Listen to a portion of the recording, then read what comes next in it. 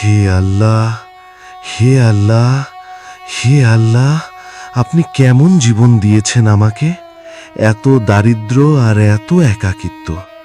সারাদিন খেটে মরেও 3 বেলা ভাত জোটে না।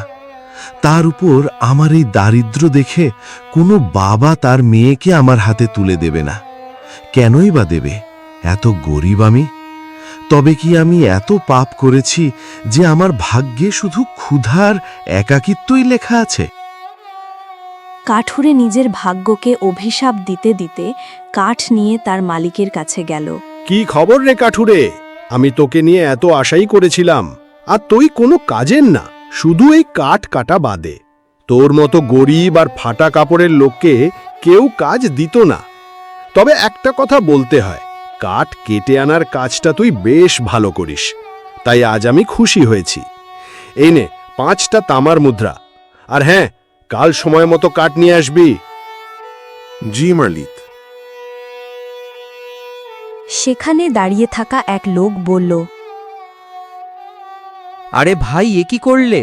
সে সারাদিন খেটে কাঠ এনেছে, আর তুই তাকে শুধু 5টা তামার মুদ্রা দিলি? এতে তার দিন কাটানোই কঠিন হবে।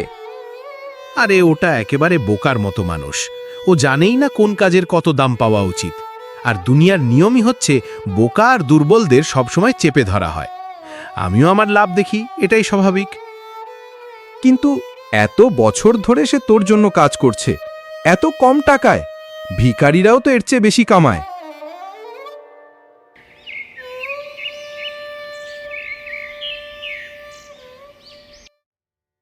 কাঠুরে তখন সেই 5টা তামার মুদ্রার দিকে তাকিয়ে চোখে জল এনে বলল, আহা, কতদিন পর মালিক আমাকে একসাথে 5টা মুদ্রা দিলেন। সাধারণত তো তিনি 3টে দেন। হয়তো একদিন আমার বেতন বাড়াবেন, 6টা দেবেন, হয়তো 8টা দেবেন। তবে না না, এত বড় স্বপ্ন দেখা উচিত নয়। যা পাই তাই নিয়েই খুশি থাকা উচিত। আগামীকাল আরও জঙ্গলের ভেতরে গিয়ে ভালো কাঠ আনব। ঝুঁকি আছে, জানোয়ার আর সাপ আছে, কিন্তু উন্নতি চাইলে ঝুঁকি নিতেই হবে।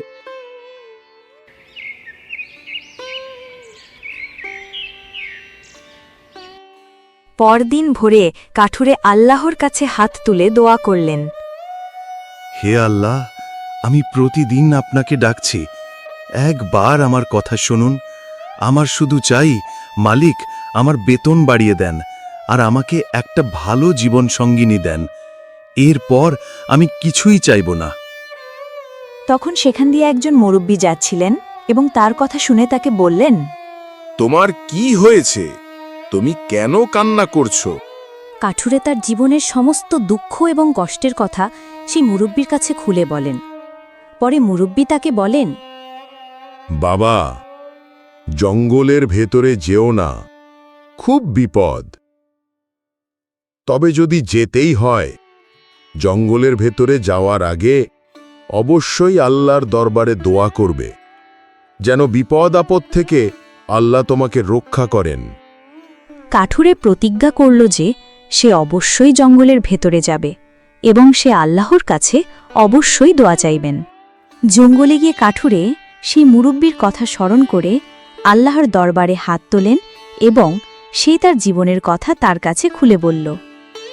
হে আল্লাহ, আমি খুব গরিব, খেটে খেয়ে বেঁচে থাকি, মাঝে মাঝে না খেয়েও জীবন যাপন করি। বিয়েও হয়নি, এখন বাঁচার ইচ্ছেই হারিয়ে যাচ্ছে। আল্লাহ, তুমি আমার শেষ আশা। আমি প্রতিবার কাঠ আনতে এসে তোমার কাছে দোয়া চাইব। আমাকে তুমি দয়া করো এবং বিপদ আপদ থেকে রক্ষা করো। তারপর কাঠুরে জঙ্গলের ভিতরে কাঠ কাটে এবং সে কাঠ নিয়ে তার মালিকের কাছে রওনা হল।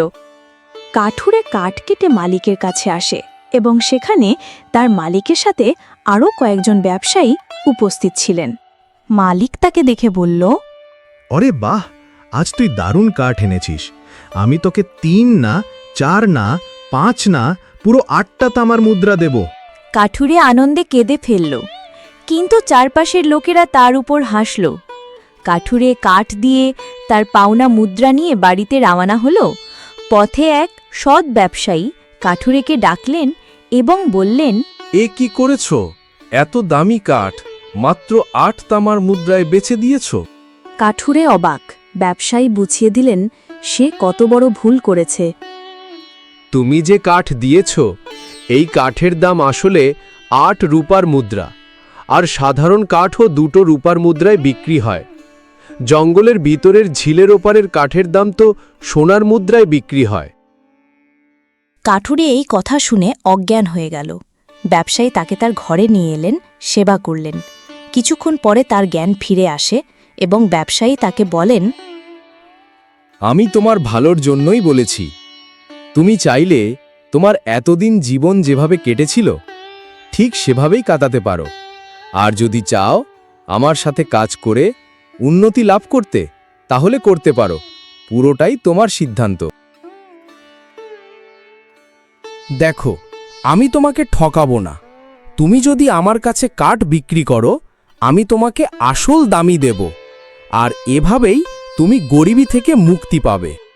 কাঠুরে খুব খুশি হয় এবং ব্যবসায়ীর কথায় রাজি হল। আমি এতদিন যাকে বিশ্বাস করেছি সে আমাকে শুধু তার লাভের জন্য ব্যবহার করেছে, আর আপনি আমাকে না চিনেও আমার ভালোর জন্য চিন্তা করছেন। আপনি খুবই ভালো একজন মানুষ।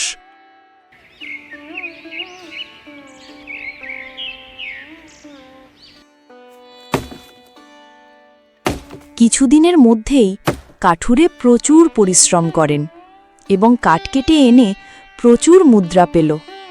ব্যবসায়ী তাকে তার ভাতিজির জন্য উপযুক্ত পাত্র হিসেবে ভাবলেন।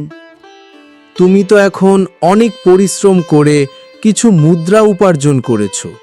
এখন তুমি চাইলে একটা বিয়ে করে তোমার জীবনকে আরও সুন্দর করে তুলতে পারো।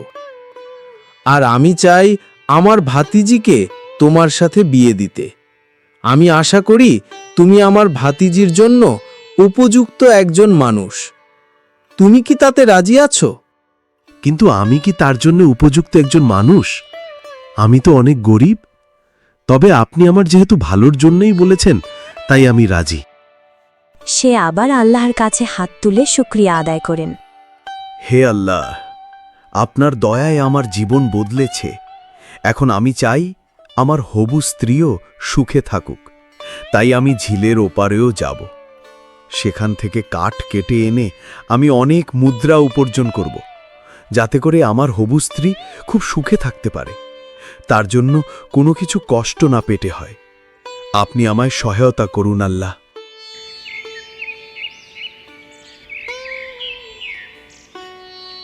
পরের দিন সে সিদ্ধান্ত নিল ঝিলের ওপার যাবে।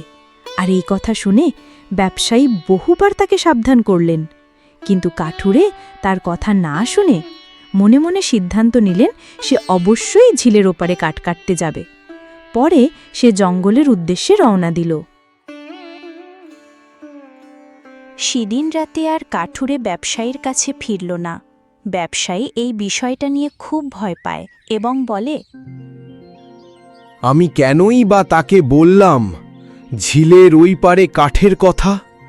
আমি না বললে তো আর আজ এমন বিপদ হতো না। সকলে ধরে নিল সে মারা গেছে।